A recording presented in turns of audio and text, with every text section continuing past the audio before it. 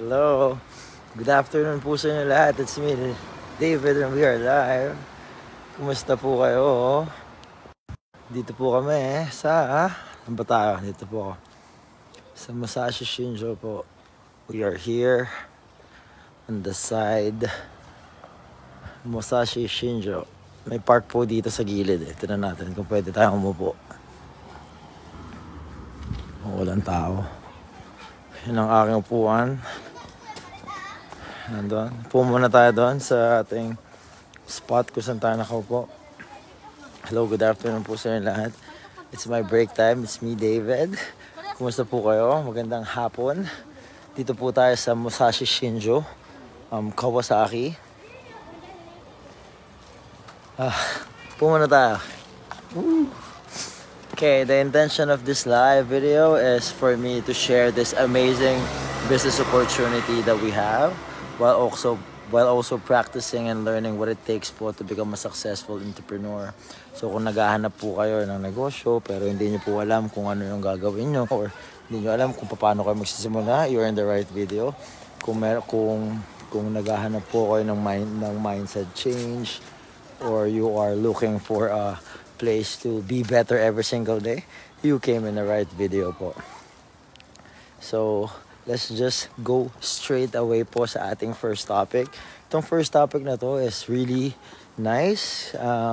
Ginagawa ko to, this is important because like I said, ang pagiging successful po ay isang journey. When I say journey po, hindi po siya overnight na magiging successful kabiglaan. Hindi po siya 2 weeks lang, mayaman ka na. Hindi po siya 3 weeks or 4 weeks lang. Journey will take a long... it really depends on your journey.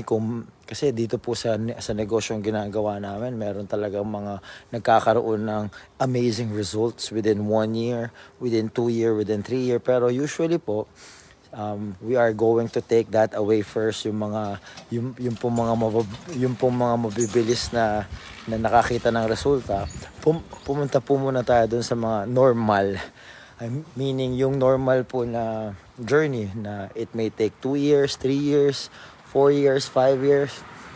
Hindi po natin alam. Pero usually ganun po ang tinatagal ng isang negosyo, di ba? Bago ka magkaroon ng isang stable and you are gonna be earning passive income.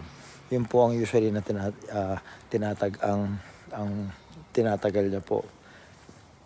It is really important to do this. Ano ba yung pinag-uusapan ko is celebrate small wins. Celebrate small wins. Yung mga maliliit na panalo nyo along the way. For example, ako po, first time ko po nagkaroon, like I said, we are doing advertising. So dati nung first time ko nag-advertisement, first time ko nagka-lead, first time ko nagka-buyer, and first time ko nagkaroon ng business partner, ginawa po namin niya, nag-dinner po kami sa labas. Kasi it's really important na sineselebrate natin yung mga maliliit na panalo na yun. Lalong-lalo na pagka alam natin na yung journey natin ay matatagalan. Bakit? Bibigyan ko po kayo ng 4 examples, 4 benefits kung bakit importante ang celebrating small wins. Importante po ito. Number 1 is kakaroon po kayo ng enhanced motivation. You're gonna be having enhanced motivation. Bakit? Because recognizing small actions or small wins is like recognizing small milestones, diba? Parang pong sinasabi po niya na yung hard work na inyong ginagawa is working, diba? Let's say you are trying to lose weight. Let's say you just lost 2 pounds. Let's say you are learning how to do a new hobby. You are learning a new language. Let's say nakakapagsalita ka na ng 200 or 300 words. Those are small wins. And it's really important na i-celebrate po natin yung small wins na yun. Dahil nga, number 1, nakakadagdag po siya ng motivation. And number 2, it reinforces progress. Pag nagkakaroon po kayo ng small progression, small win, ibig sabihin, you are going to the right direction. Nagkakaroon po kayo ng maliliit na wins, meaning, yung pong ginagawa nyo, yung pong progress na ginagawa nyo ay papunta po siya sa tamang direksyon. So it's really important that you celebrate those, di ba? Like for example, me, nung unang beses ko pong nagkaroon ng ng business partner, nakwento ko po sa inyo kanina. Kami po ni Idol, kumain po kami sa dinner. Nag-dinner po kami sa labas. It's really important po na sineselebrate yung mga maliliit na panalo na yun dahil, like I said, nagkakaroon po ng direction. Ibig sabihin, umaandar po yung pagsusumikap nyo. Umaandar po siya. So yung pangatlo po is, it builds confidence. Ito, totoo po to. Whenever na nag-a-achieve po ako ng maliit na milestone at sineselebrate po namin siya ng aking pamilya, nagkakaroon po ako ng karagdagan na confidence. Ibig ko sabihin, pagka nagkakaroon po ng dagdag na confidence dahil yung pong trabaho na tinatrabaho ko, pagka po nakikita ko yung resulta na meron pong napupuntahan yung effort na ginagawa ko, it builds confidence. Yun po yung maganda doon. Kaya ako po nasabi na it builds confidence. And on the last one po, bakit ba importante if you are, why is it important in celebrating small wins? Because it creates positive work culture. Importante po to, mas lalo na when you are surrounded po ng mga taong achievers, yung mga taong you are surrounded po ng mga tao na nagbibigay ng mga praise, nagbibigay po siya ng like say ina-acknowledge po nila yung mga teammate nila at saka yung mga yung po mga co-workers nila, nakakapag-establish po ito ng isang positive working culture, meaning mas lalo pong gaganahan yung mga tao. Like for example po, yung pong mga teammate nyo na nagkaroon po ng resulta, if you are celebrating them, yung pong mga workmates or yung pong mga partners nyo na nagkaroon ng konting resulta, if you are going to celebrate it with them, ang mangyayari po is, sorry, may binasa po ako. If you are celebrating them, magkakaroon po sila ng, parang gaganahan po sila. Let's say ikaw po, kung nagkaroon ka ng maliit na win, ng parang kaunting progression, tapos sinelebrate ka ng mga teammate mo, diba gaganahan ka? So yun po yung ginagawa, yun po yung ibig ko sabihin sa nakakapagpadagdag po siya ng positive working culture. So yun po, medyo hinihingal ako dahil naglakad po ako. Pero bibigyan ko po kayo ng quick recap kung ano po yung benefit na nagagawa if you are celebrating this small win.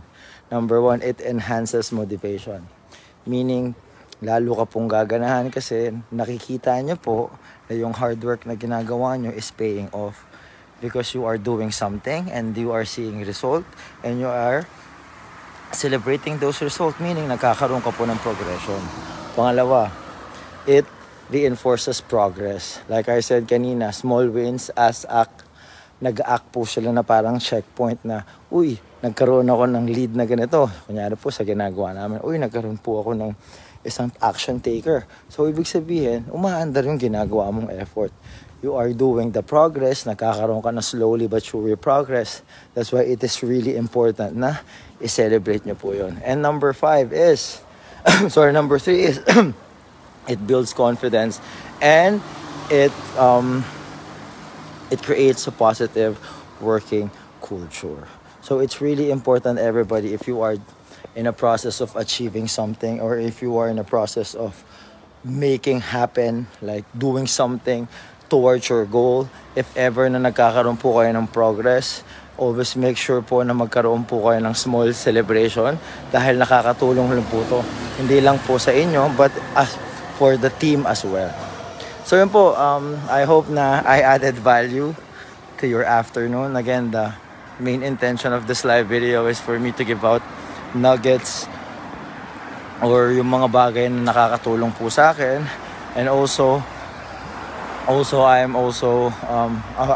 want to share this amazing business opportunity that we are doing, which is called digital marketing. So kung kayo man po ay naghahanap ng negosyo, pero hindi nyo alam kung ano yung dapat nyo gawin, i-message nyo po ako. Kung naghahanap po kayo ng ibang way para kumita ng extra na income, i-message nyo lang po ako. And masaya ko pong i-discuss sa inyo ang aming business opportunity. So yun po, maraming salamat. I will see you guys again for my next live, which is tomorrow. I hope na nakakuha kayo ng value sa akin. Again, the intention of this video is for me to share this amazing opportunity while also practicing what it takes to become a successful entrepreneur. Sige po, maraming salamat po sa inyong oras. I will see you guys again for my next live, which is tomorrow. Peace. Salamat po. Bye.